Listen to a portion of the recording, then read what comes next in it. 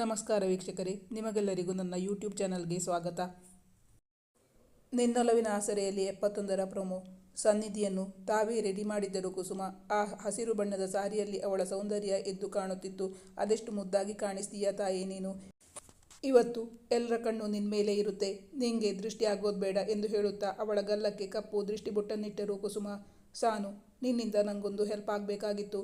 ಅದು ಪೂಜೆಗೆ ಹೂವು ಸ್ವಲ್ಪ ಕಡಿಮೆ ಅನಿಸುತ್ತೆ. ನಿಂಗೆ ಗೊತ್ತಲ್ಲ, ಅಂಕಲ್ಗೆ ಮೂಗಿನ ತುದಿ ಮೇಲೆ ಕೋಪ. ಒಂದು ವೇಳೆ ಹೂವು ಸ್ವಲ್ಪ ಕಡಿಮೆ ಆಯಿತು ಅಂದರೆ ನನ್ನ ಮೇಲೆ ರೇಗಿಬಿಡ್ತಾರೆ. ನನ್ನ ಮಗನಿಗೆ ಹೇಳಿದರೆ ಹೋಗಿ ಹೋಗಿ ಹೂ ಪರ್ಚೇಸ್ ಮಾಡೋಕ್ಕೆ ನನ್ನ ಹತ್ರ ಹೇಳ್ತೀಯಲ್ಲ, ಅದೆಲ್ಲ ಹುಡುಗಿಯರ ಕೆಲಸ. ಅಂತಹ ಕೆಲಸ ಎಲ್ಲ ನನಗೆ ಬರಲ್ಲ. ಮಾರ್ಕೆಟ್ನಿಂದ ಹೂ ತರೋಕೆ ಗೊತ್ತಾಗಲ್ಲ ಅಂತ ಹೇಳ್ತಾನೆ. ಇನ್ನೇನು ಶಾಸ್ತ್ರಿಗಳು ಬರೋ ಹೊತ್ತಾಯಿತು. ಬೇರೆ ಯಾರನ್ನು ಕಳಿಸ್ಬೇಕು ಗೊತ್ತಾಗ್ತಾ ಇಲ್ಲ. ನೀನು ಒಬ್ಬಳೇ ಹೋಗಬೇಕಾಗಿಲ್ಲ, ನನ್ನ ಮಗನೂ ನಿನ್ನ ಜೊತೆಗೆ ಬರ್ತಾನೆ. ನೀನೇ ಅವನ ಜೊತೆ ಹೋಗ್ಬಿಟ್ಟು ಹೂ ತಗೊಂಡು ಬರ್ತೀಯಾ? ಕುಸುಮ ಅವರು ಕೇಳಿದಾಗ ಸನ್ನಿಧಿಗೆ ಇಲ್ಲ ಎಂದು ಹೇಳುವ ಮನಸ್ಸಾಗದೆ, ಆಯಿತು ಆಂಟಿ, ಆದರೆ ಈ ಸಾರೀಲಿ ನನಗೆ ನಡ್ಕೊಂಡು ಹೋಗೋಕೆ ಆಗುತ್ತೋ ಇಲ್ವೋ?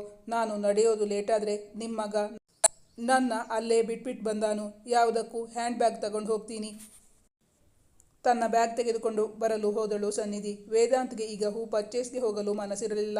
ಆದರೂ ತಾಯಿಯ ಬಲವಂತಕ್ಕೆ ಹೊರಟು ಬಂದಿದ್ದ. ಹಸಿರು ಬಣ್ಣದ ಸೀರೆಯುಟ್ಟು ನೆರಿಗೆ ಚಿಮ್ಮುತ್ತಾ ನಡು ಬಳುಕಿಸುತ್ತಾ ಅವಳು ನಡೆದು ಬಂದಾಗ ಅಪೂರ್ವದ ಸೌಂದರ್ಯದ ಕನಿಯೇ ತನ್ನ ಮುಂದೆ ಬಂದಂತಾಯಿತು ವೇದಾಂತ್ಗೆ. ಈ ಸೊಬಗಿ ತನ್ನ ಹುಡುಗಿ.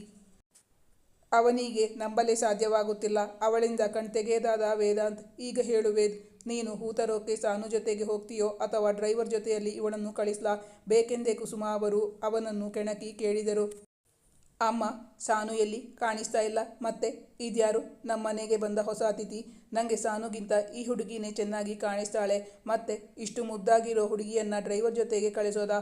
ಅಂತಹ ತಪ್ಪು ನಾನು ಮಾಡ್ತೀನಾ? ನೆವರ್. ಹಾಗೇನಾದರೂ ಮಾಡಿದರೆ ಇವಳನ್ನು ಯಾರಾದರೂ ಹಾರಿಸ್ಕೊಂಡು ಹೋಗ್ತಾರೆ. ನನಗೆ ಈ ಹುಡುಗಿನೇ ಸಾಕು. ನಾನು ಇವಳ ಜೊತೆ ಹೋಗ್ತೀನಿ. ಇಷ್ಟು ಹೊತ್ತು ನಕ್ರ ಮಾಡುತ್ತಿದ್ದ ಮಗ ಹೊರಟಾಗ, ನಾನು ನಿಂಗಿಂತ ಮೊದಲು ಹುಟ್ಟಿದವಳು, ನಿನ್ನ ಅಮ್ಮ ಕಣೋ, ನಿನ್ನ ಹೇಗೆ ಬಗ್ಗಿಸಬೇಕು ಅಂತ ನಂಗೊತ್ತು ಎಂದು ನಕ್ಕರು ಕುಸುಮ. ಮುಂದಿನ ಸಂಚಿಕೆಯಲ್ಲಿ ನಿರೀಕ್ಷಿಸಿ. Thank you for watching.